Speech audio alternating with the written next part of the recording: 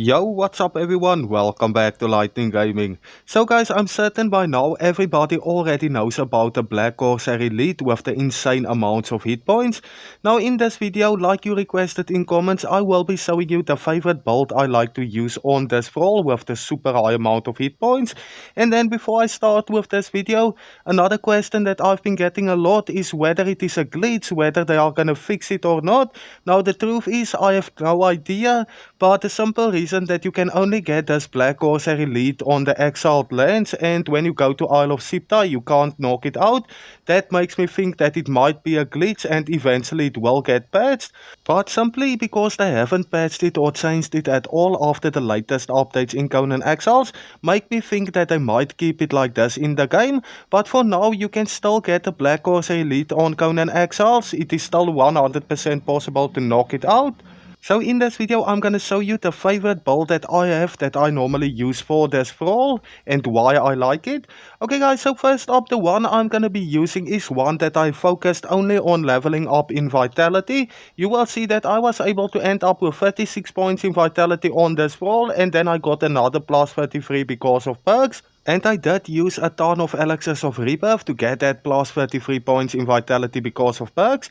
Now another thing that you're gonna notice when it comes to this one that I leveled up is that it only ended up with 26 points in agility and also 20 in strength, which is perfect because you can either use this thrall for a strength thrall or agility thrall. But me personally, I like to go with agility on this thrall, and there's a very simple build that I like using on this one.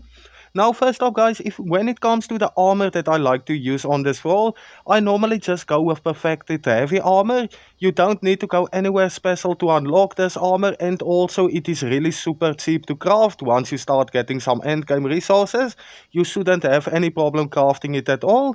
Now I also like to add bulk plating to this armor just to give it even more armor and make the thrall take less damage. And then the weapon I like to use on this thrall is gonna be the Belpator's Razor.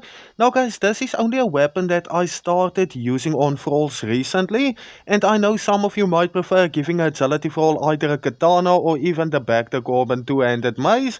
That is completely up to you, and I'm not saying the Belpator's Razor is the best, but it is definitely my favorite to use on this thrall, and I'm gonna show you the reason why. So another thing that I did is I did apply Reaper Poison to this weapon, and you will see that this thrall actually attacks super fast with this blade.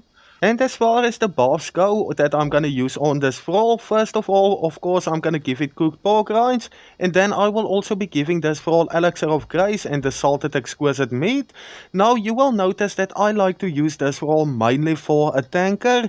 If I want to use a fighter thrall, I would normally go for a berserker or maybe some of the purge thralls. So the next thing I'm gonna do is I took the cooked pork rinds out of the thrall's inventory and I'm gonna give it some exotic feast.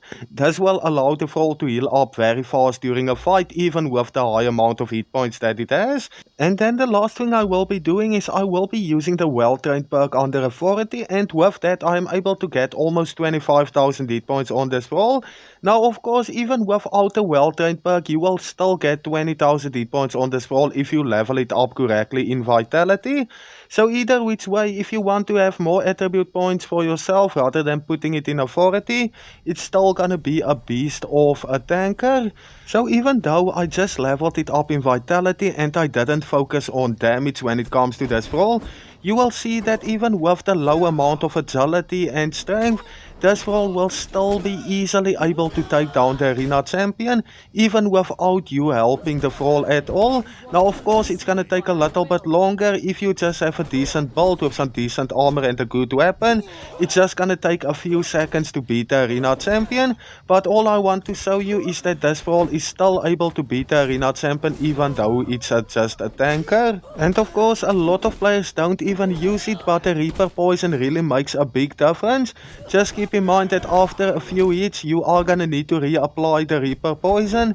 Now I normally just give it one per fight, but you can, if you wanted to drag the thrall out of there, reapply the Reaper Poison and let it just fight again.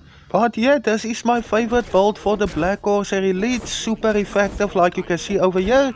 Now of course I'm not saying it's the best build at all to use on this thrall. I also like to use strength builds on this thrall from time to time. But let me know down in the comments what your favorite is. But before I end this video, just in case you are a new player and you don't already know, if you are playing on the Exiled lands, in order to get this thrall you are gonna need to head over to Buccaneers Bay right over here on the map. And once you get to this location, there are gonna be a bunch of spawn points for this thrall all over this location. So you can basically come and get this thrall whenever you want to, and also how many of it as you want to as well, because of all the spawn points. And then of course the thrall is a fast leveler as well, so it's not gonna take you a lot of time to level it up to level 20. Another big thing in my opinion.